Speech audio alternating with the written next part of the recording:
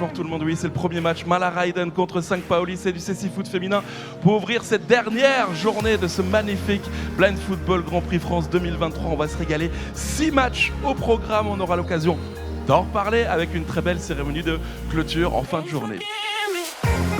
5 Paoli qui cherche une solution, et voilà, elle a l'option Custer dans la surface, elle était, oh là là, elle était vraiment à 1 mètre des buts, c'était inarrêtable pour Noah Berg, et c'est reparti dans l'axe avec Toya Custer, qui passe la défense, elle l'a contournée vers la gauche et puis la frappe à 2 mètres des cages qui part à mi-hauteur, c'est inarrêtable pour Berg et ça fait 2-0.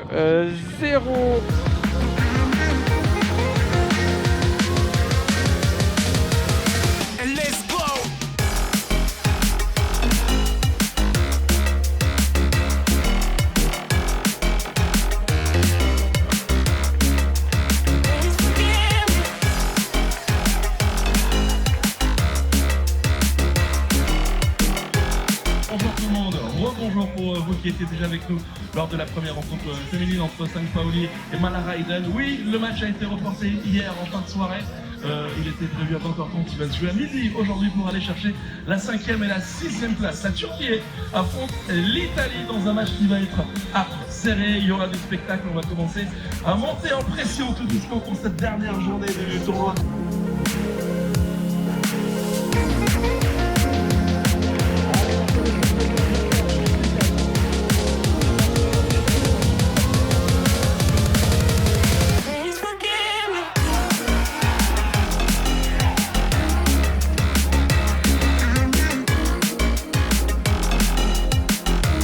Côté du terrain, il va rentrer dans la zone mais rentrer dans l'axe du terrain, il va aller jusqu'au bout, il va très vite, et il va inscrire le premier but de cette partie. Bien récupéré par Recep Aydeniz qui progresse dans l'axe du terrain. Ouais, plein axe, il va passer sur la gauche, il a peut-être une occasion. L'égalisation turque sur cette superbe action de Recep Aydeniz, et c'est parti pour Recep Aydeniz qui a été choisi par son gardien. Il est parti le long de la rambarde jusque dans la zone C, il rentre intérieur, c'est bien fait de la part de Recep Aydeniz, il est rentré.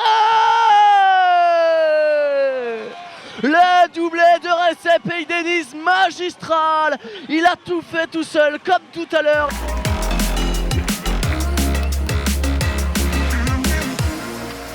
Il reste 10 secondes à jouer, il a tenté une talonnade pour tromper le gardien mais Kellini relance rapidement sur Paul Yobo qui a une frappe. But de Paul Yobo alors qu'il restait seulement 6 secondes à jouer. Long dégagement de Kellini, plein axe pour Paul Yobo.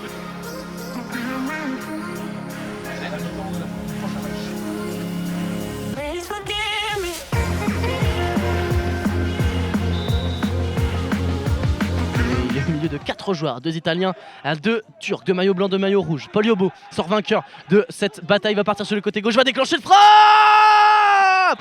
Il est inarrêtable, Paul Yobo. Le triplé, le deuxième dans cette compétition pour le numéro 7 italien.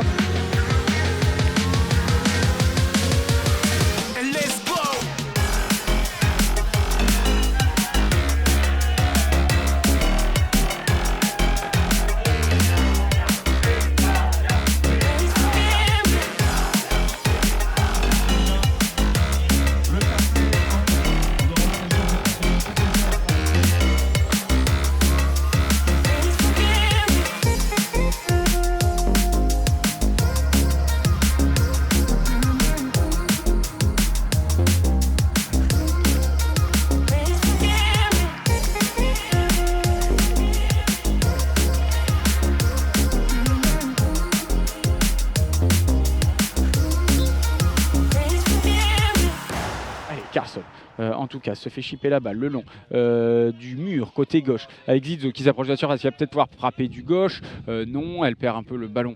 Elle est proche, en tout cas, elle est dessus. Elle l'a touché. L'opportunité, peut-être, elle est proche. Voilà, c'est ça qu'il fallait tenter.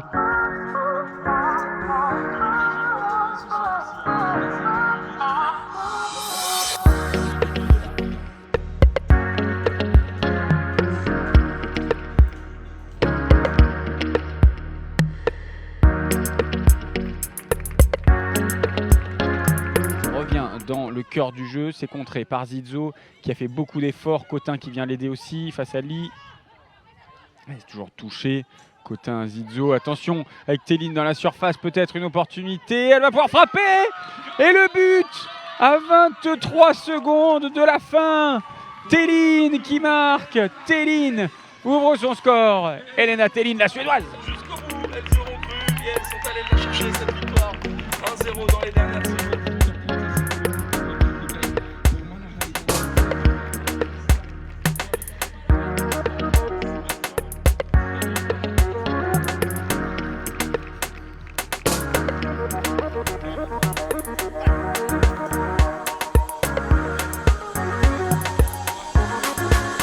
Japon, France, c'est la petite finale pour aller chercher la 3e place. On va voir s'il y a du monde un petit peu dans les tribunes. Allez,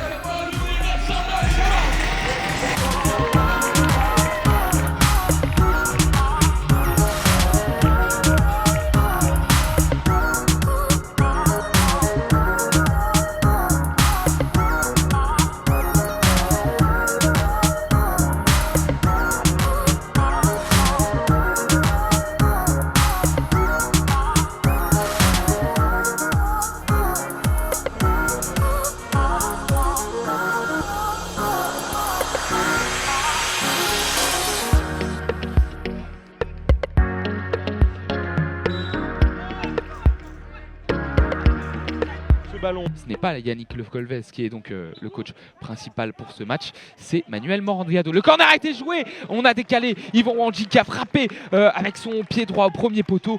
Et Yvon Wanji est désormais sur sa gauche, il va essayer de passer dans l'axe. C'est fait la frappe et encore l'arrêt de Kamiyama sur sa gauche.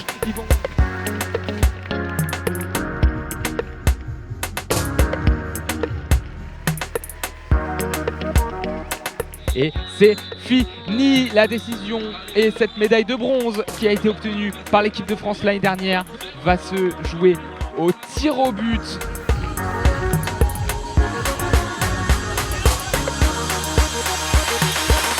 Pour Babacar Niang qui touche une dernière fois ce ballon, le coup de sifflet, il prend son élan, Babacar Niang la frappe.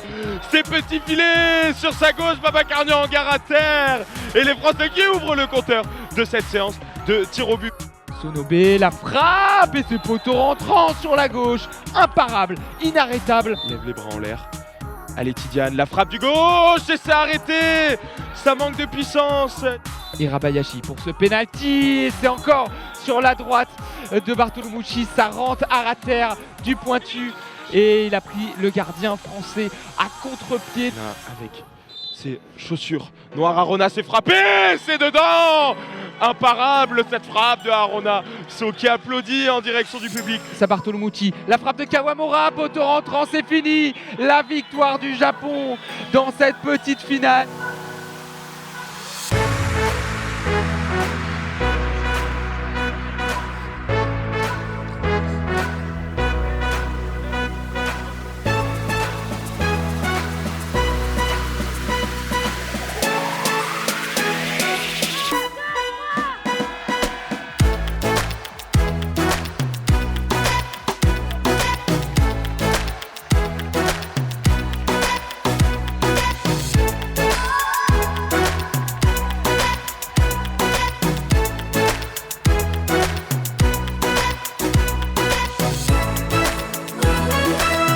On est de retour ici à Schiltigheim, bien sûr, pour la suite de la compétition féminine de CC Foot. C'est Toya Custer qui va se présenter face à Anaïs Pernot.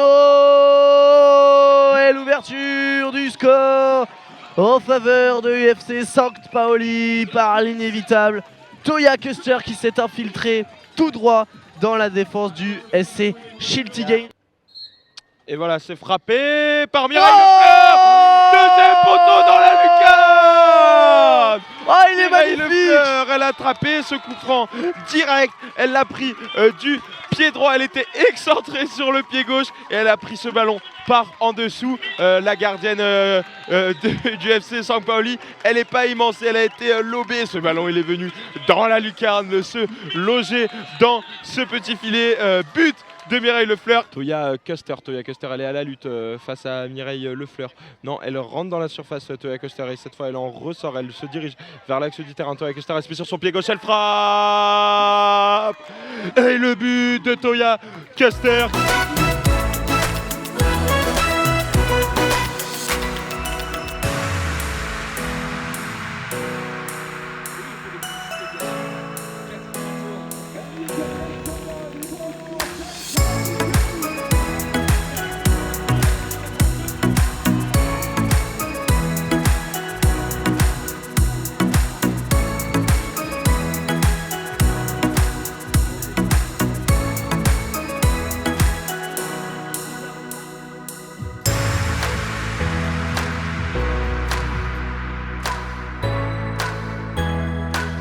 Bienvenue à vous si vous nous rejoignez sur les réseaux sociaux, sur YouTube, sur Facebook et ici même au Complexe de l'Art pour la grande finale du Blind Football Grand Prix France 2023. Finale heureuse, finale pluvieuse. Voilà, j'avais envie de le tenter.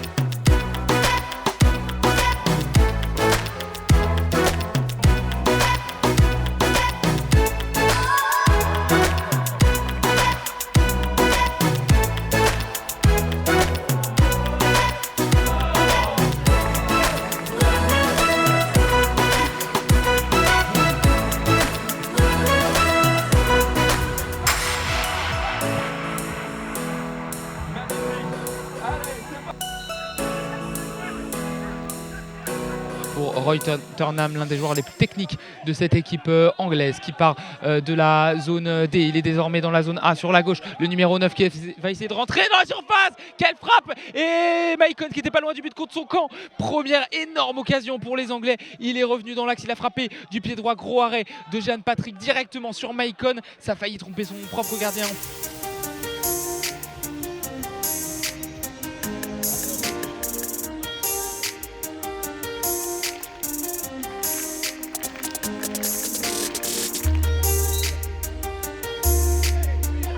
Désormais sur la droite en faveur de Lucas Gaetano. Qui récupère et qui va avoir une opportunité, la frappe. Et le gros arrêt de Dylan Malpas sur sa gauche, il s'est étendu. Encore une fois, vitesse d'exécution du plongeon absolument remarquable de la part de Dylan Malpas. C'est fini, cette finale ne se jouera pas dans le temps réglementaire, elle se jouera à la séance de tir au but.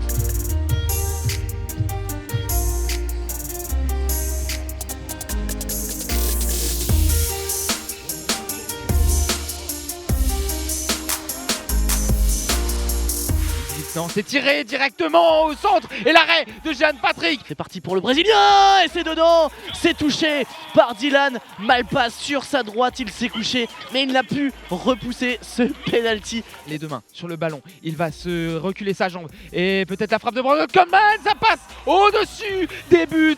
Il a envoyé un pointu, il a toujours tiré en lucarne et là cette fois-ci ça passe 1 mètre au-dessus des buts de Jeanne Patrick. Ouais, c'est déjà la balle de match. Maicon pour un doublé du Brésil au World Grand Prix de France. C'est parti, le coup de sifflet. Maicon, c'est dedans.